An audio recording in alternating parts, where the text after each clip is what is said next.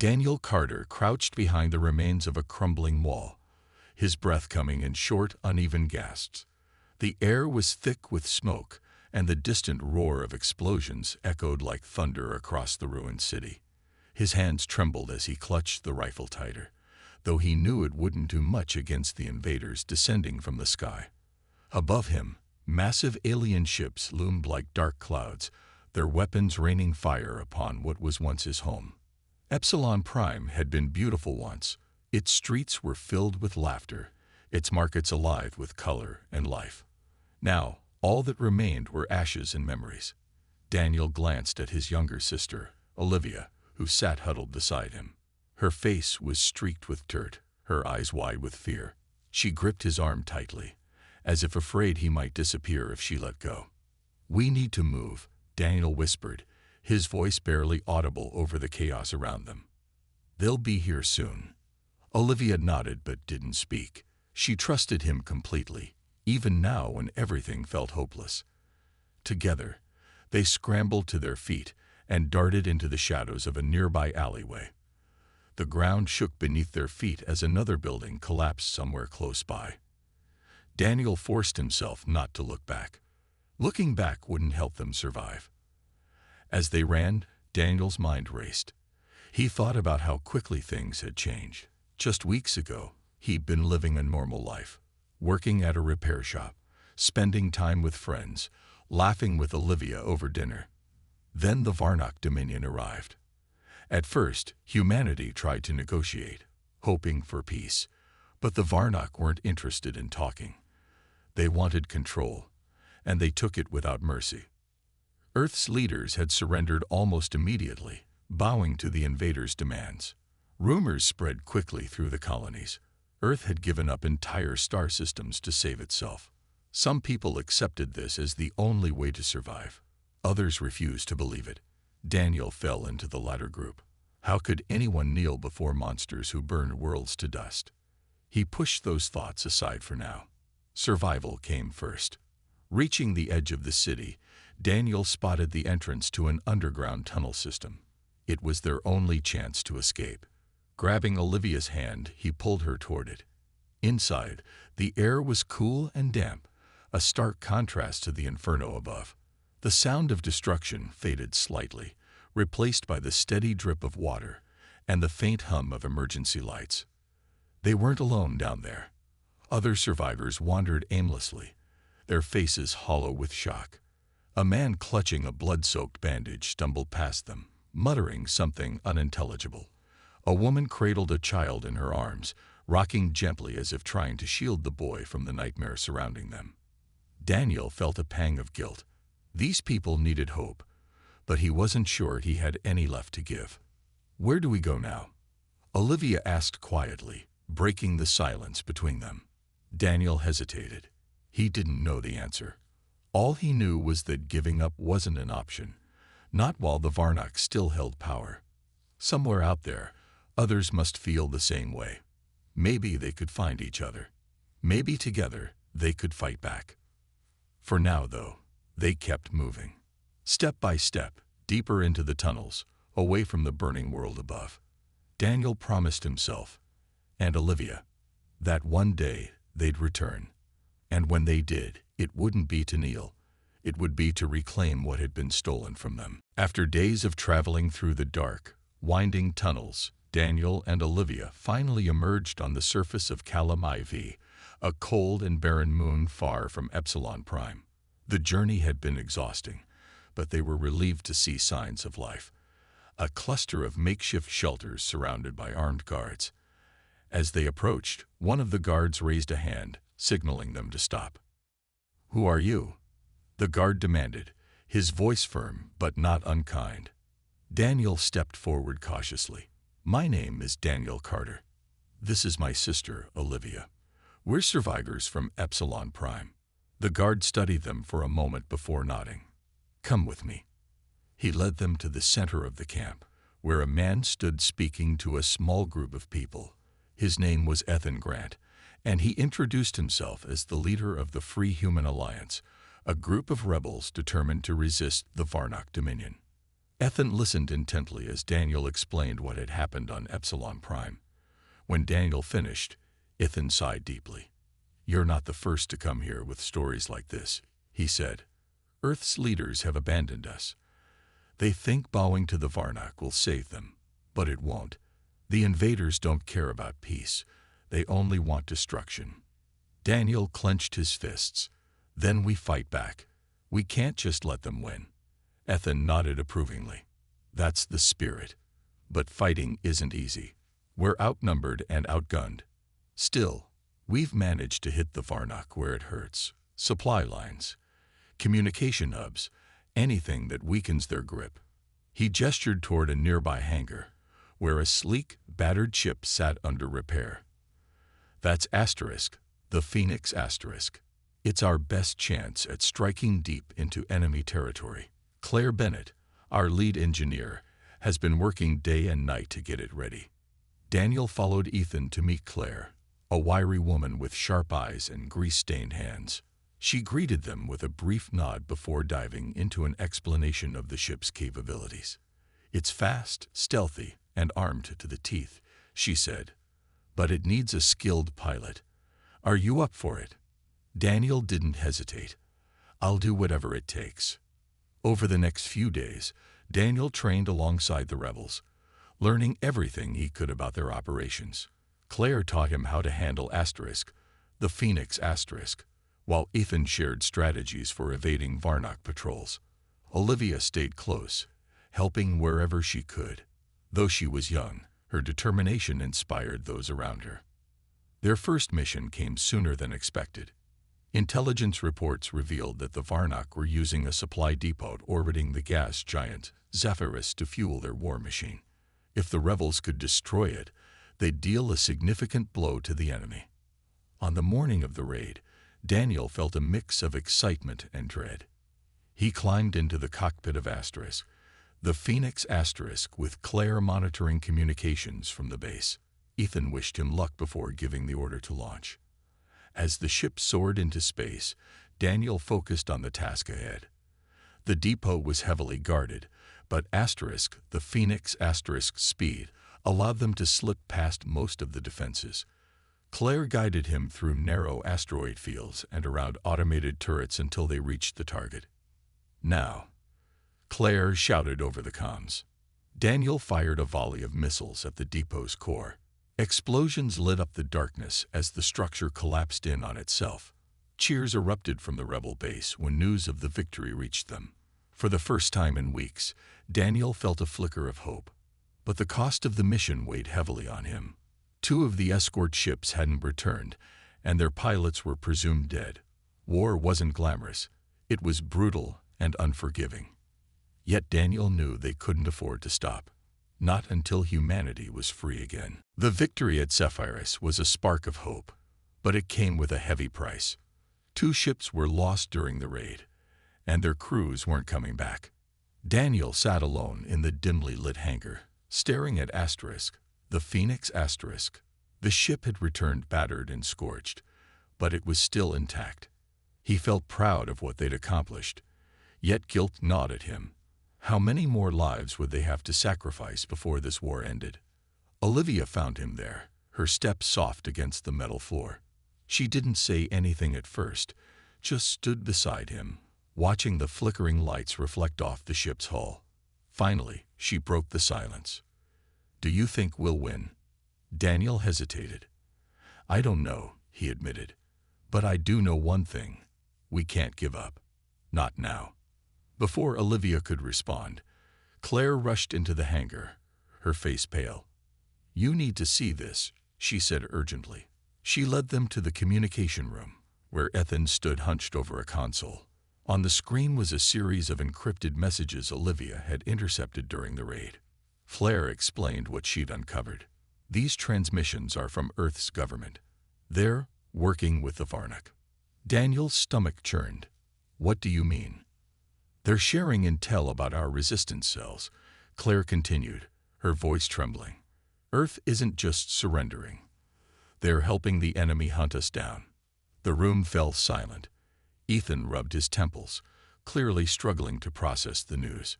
If this is true, then humanity's leaders have betrayed us completely. Olivia looked at Daniel, her eyes wide with fear. Why would they do that? For power, Daniel muttered bitterly. They'd rather save themselves than fight for the rest of us. Ethan straightened up, his expression hardening. We can't let this break us.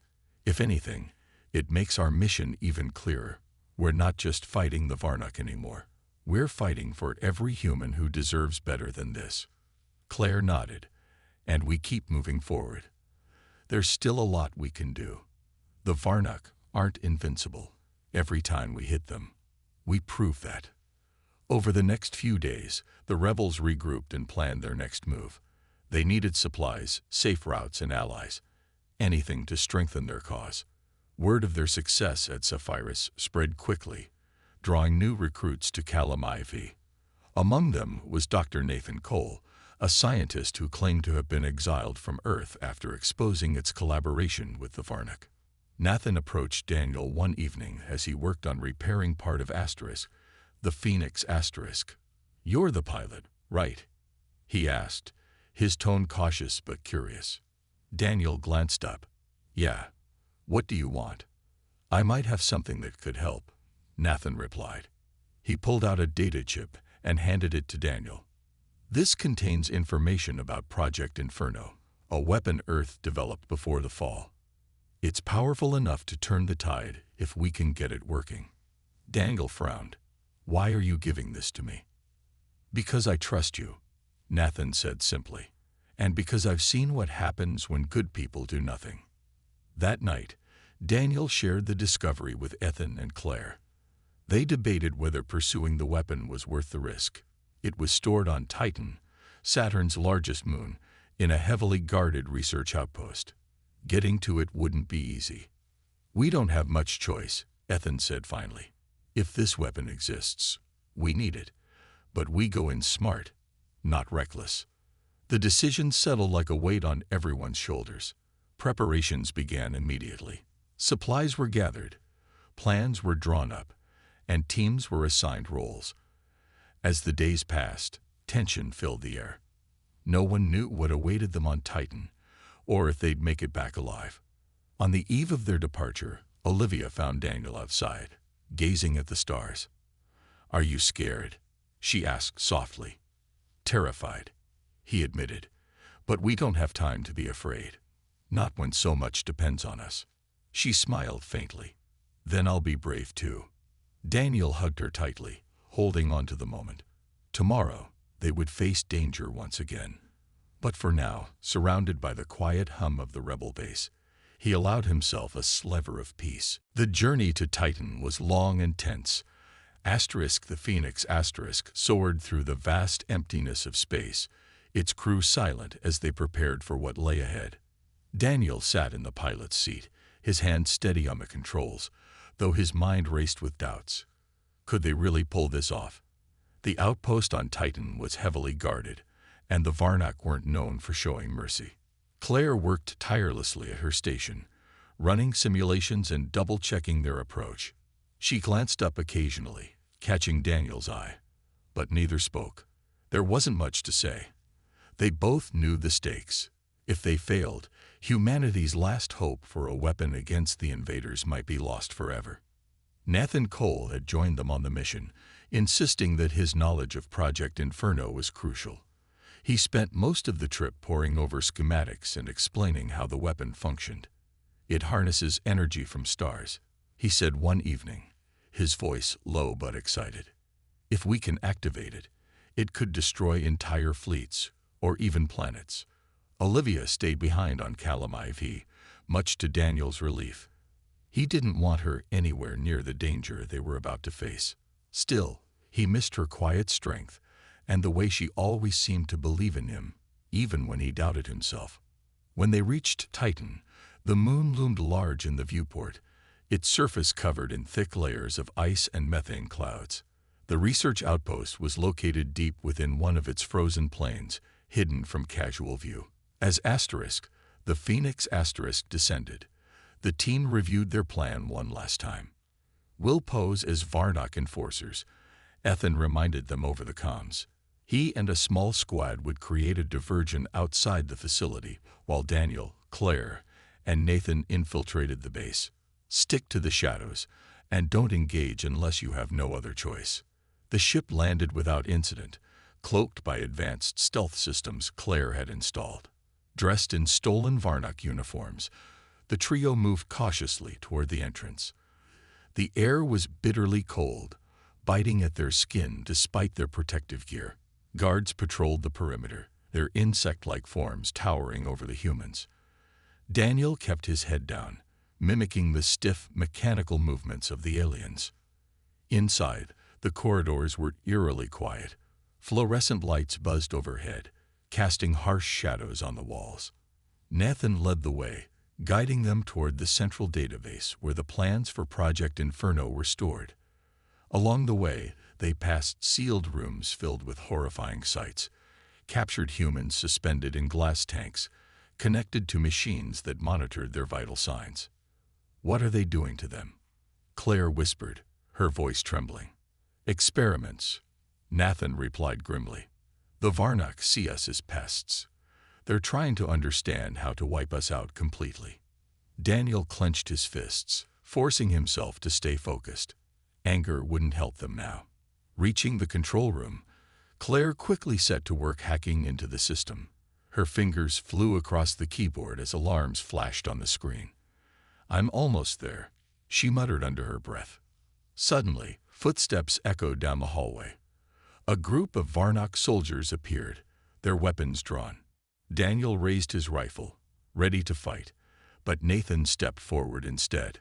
"Go," he shouted. "I'll hold them off."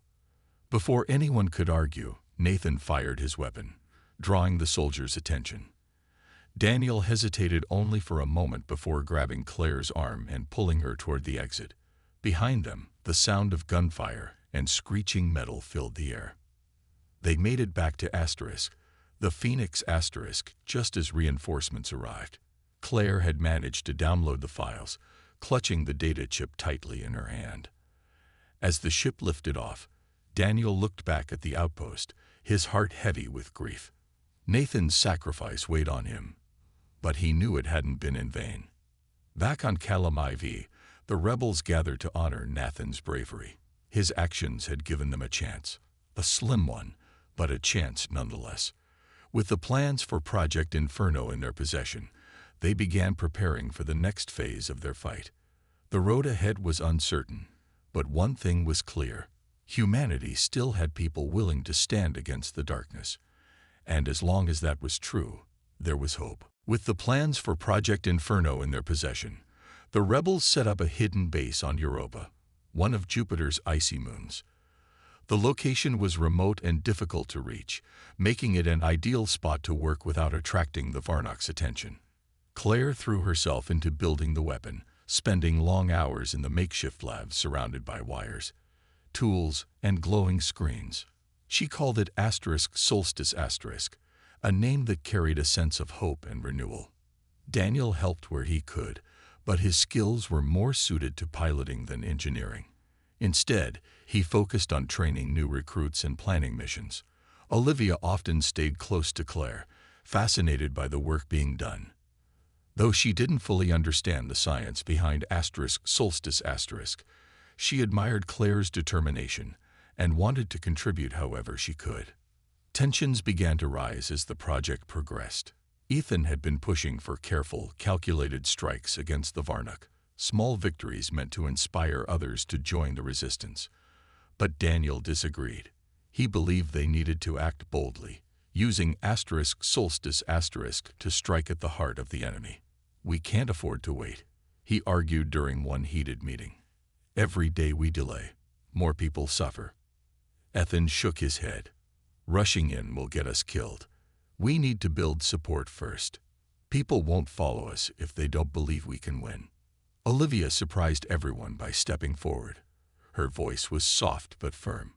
"What if we do both?" she suggested. "Use Asterisk Solstice Asterisk to hit a major target, like the fleet near Proxima Centauri.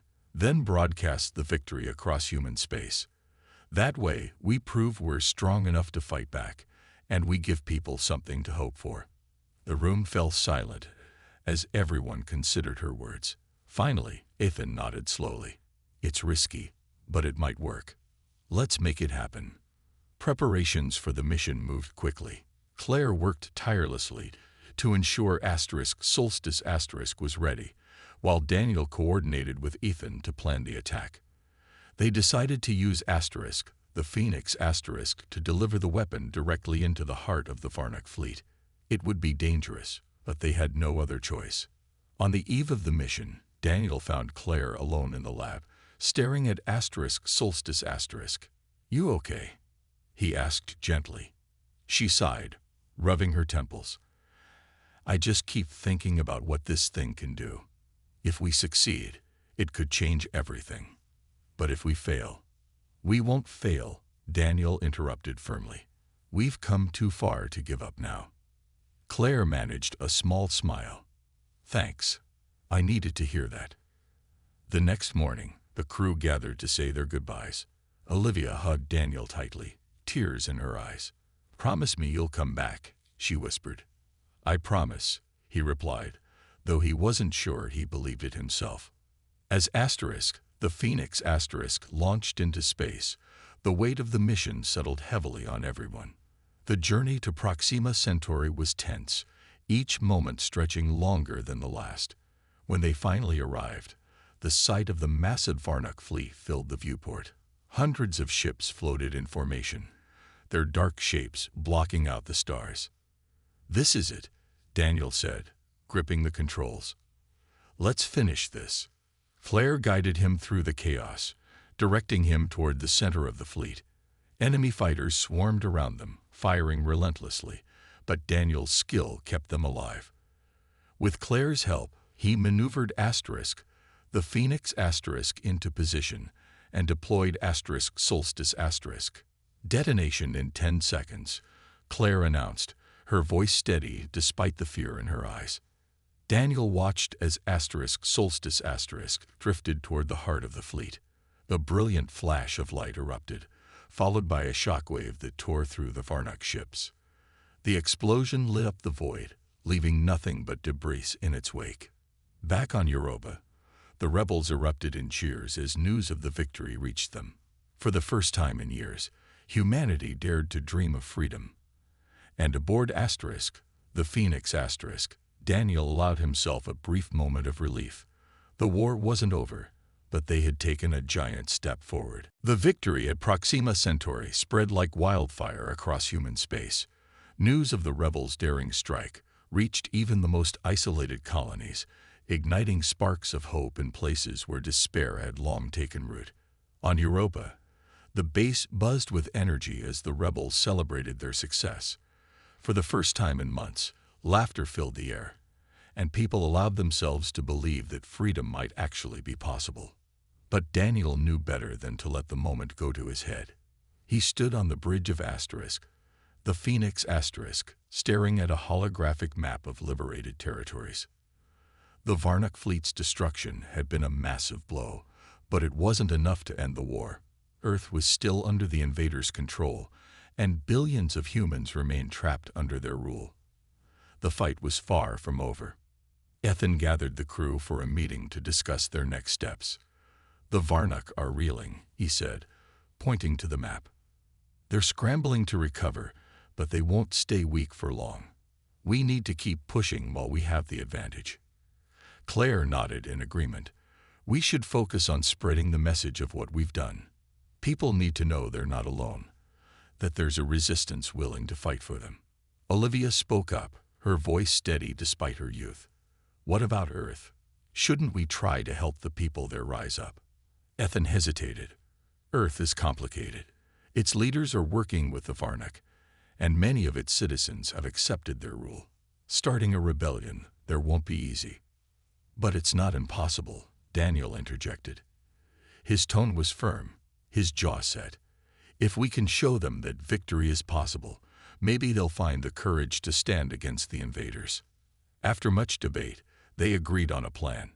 They would send small teams to key locations across human space, delivering supplies, weapons, and encouragement to oppressed populations. At the same time, they would prepare for a larger assault, one that could weaken the Varnak's grip on Earth itself. As the days passed, the rebels worked tirelessly to execute their strategy. Daniel led several missions, piloting Asterisk, the Phoenix Asterisk, into dangerous territory to deliver aid and gather intelligence.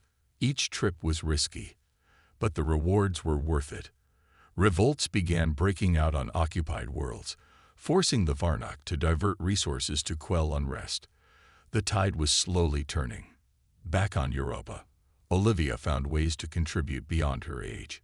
She helped organize supply drops and assisted Claire in maintaining the base's equipment. Her optimism became a source of strength for everyone around her. "We're making a difference," she told Daniel one evening as they watched the stars through a cracked viewport. "I can feel it." Daniel smiled faintly. "Yeah, we are. But don't think for a second that it's going to get easier." "I know," she replied. "But that doesn't mean we stop trying." Meanwhile, Ethan worked to build alliances with other resistance groups. Some were hesitant to trust him, fearing retaliation from the Varnak.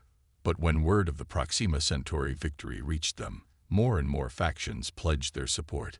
Together, they formed a loose coalition dedicated to freeing humanity from its oppressors. Despite the progress, challenges remained. Supplies were running low, and the constant threat of discovery loomed over the base. Every decision carried risks, and every loss weighed heavily on the team. Yet they pressed on, driven by the belief that their cause was just.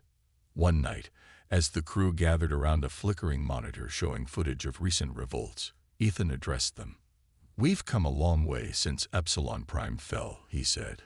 "But this isn't just about revenge or survival anymore.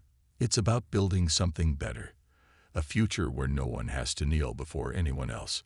His words resonated deeply with everyone present.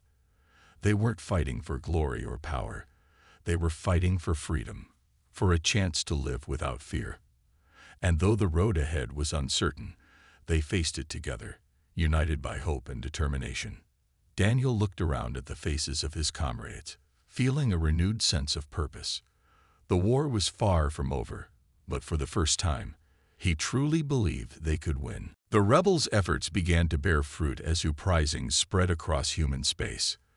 Colonies that had once lived in fear of the Varnak now rose up, their people inspired by the victory at Proxima Centauri and the courage of the resistance. News of these revolts reached Europa daily, each report fueling the rebels' determination. Yet, despite the growing momentum, Earth remained a dark shadow on the horizon, a planet still firmly under the invaders' control. Daniel knew they couldn't ignore Earth forever. It was humanity's cradle, the heart of their civilization, yet it had become a symbol of betrayal. Its leaders collaborated with the Varnak, trading lives for power while ordinary citizens suffered. The thought of freeing Earth filled Daniel with both hope and dread. Hope because reclaiming the planet could unite humanity. Dread because the cost might be unimaginable. Ethan called a meeting to discuss their next move. "Earth is where this war will end," he said, his voice firm but tinged with sorrow. "If we can break the Varnak's hold there, we'll deal them a blow they won't recover from." Claire nodded, though her expression was grim. "But getting to Earth won't be easy. Their defenses are stronger than anything we've faced before." "We'll find a way," Daniel said, his tone leaving no room for doubt. "We always do." The team spent days planning their approach. They decided to launch a two-pronged attack. One team would infiltrate Earth's orbital defense network to disable its shields, while another, led by Daniel, would strike key Varnak installations on the surface. Success depended on perfect timing and absolute secrecy. As preparations continued, Olivia approached Daniel one evening. She had been quieter than usual, her usual optimism dimmed by worry. "Do you think we'll make it?" she asked softly. Daniel knelt down to meet her eyes. "I don't know," he admitted, "but I promise you this, we'll fight until we can't fight anymore. And if we fall, others will pick up where we left off." Olivia hugged him tightly, her small frame trembling slightly. "Just come back, okay? "I'll try," he whispered, holding her close. The mission began under the cover of darkness. The Phoenix and several smaller ships slipped past Earth's outer defenses, thanks to sabotage carried out by Ethan's team. As they descended toward the atmosphere, Daniel felt a knot tighten in his stomach. Below them lay cities scared by occupation, their streets patrolled by towering Varnock enforcers. Humanity's home had become a prison. Splitting into teams, the rebels moved swiftly, targeting communication hubs, supply depots, and command centers. Resistance fighters who had gone underground joined the effort, rising up to reclaim their neighborhoods. For the first time in years, humans fought openly against their oppressors. Daniel's team faced heavy resistance as they approached a central Varnock stronghold. Explosions lit up the night sky, and the air was thick with smoke and screams. Despite the chaos, Daniel stayed focused, leading his crew through the mayhem. They planted explosives deep within the facility, ensuring its destruction. As they made their escape, Daniel caught sight of something that made his blood run cold: a convoy of humans being herded onto transport ships. These were prisoners, likely destined for the same horrific experiments Claire had described. Without hesitation, Daniel ordered his team to intervene. They ambushed the convoy, freeing dozens of captives and giving them weapons to join the fight. By dawn, the battle had shifted. The Varnock forces were overwhelmed, retreating to regroup. Though the rebels hadn't fully liberated Earth, they had struck a devastating blow. Word of the uprising spread quickly, igniting flames of rebellion in even the most subdued regions.